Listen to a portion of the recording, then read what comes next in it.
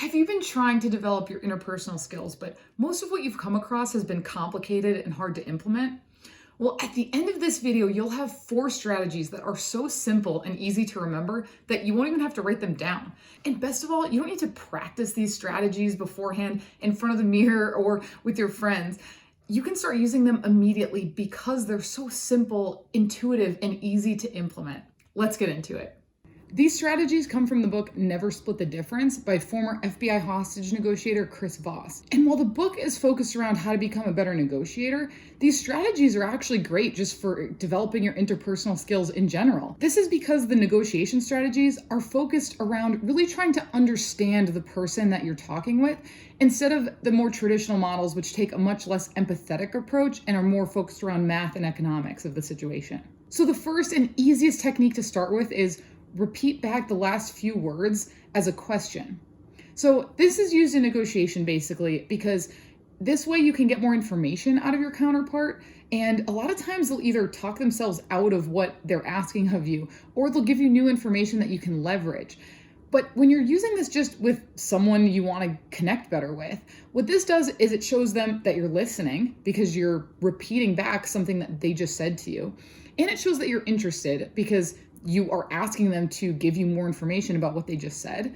And most importantly, it keeps them talking. It shows that you're more interested in what they have to say than what you have to say, which is something that I think a lot of people take for granted when they're first meeting someone for the first time. They're so focused on making a good impression and really, having good personality, being charismatic, when a lot of times when you meet someone for the first time, you just want them to make you feel important, make you feel like they want to talk to you. And so that's what this is all about. Just by repeating back those last few words as a question, you are paying more attention because you're waiting for them to finish what they're saying so you can ask them to say more. And so you actually are being more engaged and is showing that you're interested. Okay, so the second point is ask how questions.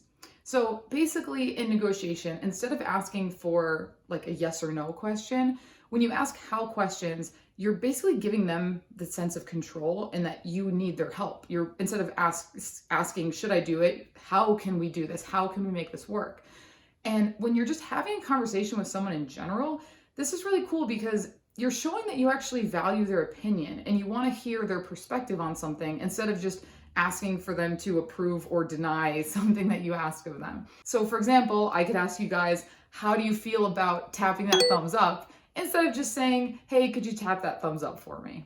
Now the third and my favorite one of all time is admitting fault. This, I think, is something that a lot more people really need to embrace.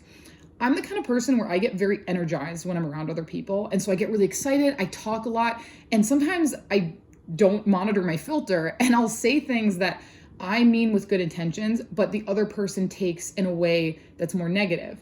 And I don't always realize this as I'm saying it. Sometimes I can see on their face right away that they took it in the wrong way. Sometimes I don't know until later, until they tell me or someone else tells me about it.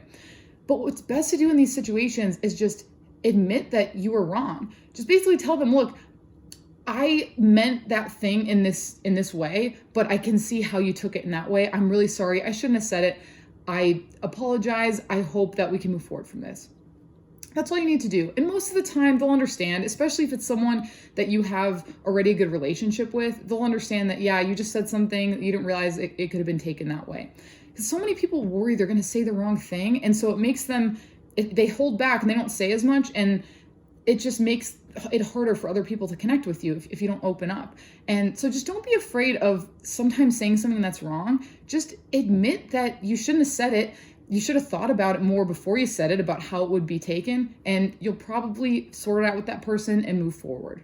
Okay, so the last strategy, this one's an interesting one. And for some of you, it will be very important to start implementing. For some of you guys, it won't really apply to you. And that one is to avoid hearing "you're right." Okay, so I'm gonna explain this one a little bit. So basically how this works is, you might have had this experience before. You're in a conversation or argument with somebody and you know that they're right, but you just don't want to admit it. You just don't feel good about it. It's like, I just don't want them to be right, but you just want it to end. It's just, yeah, you're right. And then they feel good about themselves and you just feel like crap. Don't be that person that always has to be right and just is so triumphant about it when you hear those words. Instead, try to get them to say, that's right. So basically how you do this is you summarize what they've been telling you up to that point and just acknowledge that you understand how they're feeling and their perspective. So instead of trying to just prove that like your perspective is the right one, acknowledge theirs and really try to understand why they're thinking in that way and summarize it in a way that when you say it back to them, they say, yeah, that's right. And they see now that you understand them. And now you can move forward from that because now they feel like you understand why they think the way they do. So whatever you do, just don't try to be right. Try to get them to see your perspective and for them to acknowledge that it's the correct one. And this will just help in general when you're talking with someone, just to make them feel like you truly understand them, because we all like people that understand us, and you're going to feel more connected with that person and develop a better relationship with them. I hope you enjoyed those 4 tips. There is way more information in this book, by the way. If you're interested in just negotiation strategies in general, this is such a cool book. He starts each chapter with a story about a hostage situation that he went through that either ended well or ended very badly, and lessons that he learned from that and how you can use those in the real world. So if you're interested in reading that book, I'll put a link in the description below to where you can find it on Amazon. And with that, until next time. Oh, and don't forget to subscribe.